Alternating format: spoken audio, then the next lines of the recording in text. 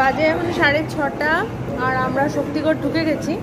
আর ঢুকে আমরা দাঁড়িয়েছি ল্যাংচা নিলয় দোকানে।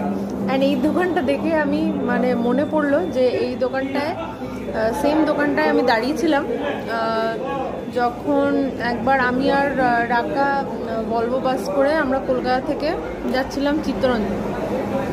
তখন এই দোকানটায় আমি রাকাকে নিয়ে দাঁড়িয়েছিলাম।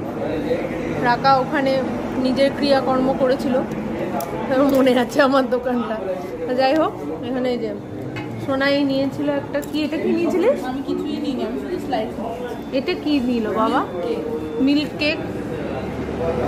এটা হচ্ছে ঝালমুড়ি মোটামুটি, আর এটা এখনো খোলা হয়নি। ওই যে রাকা হাই বলে দাও, দেখা যাচ্ছে তোকে? তো এই হচ্ছে ব্যাপার। এবার চা নেব, চা খাবো। আর এই যে দাঁড়ালাম, এরপরে আর দাঁড়াবো না, ডাইরেক্ট বাড়ি একদম।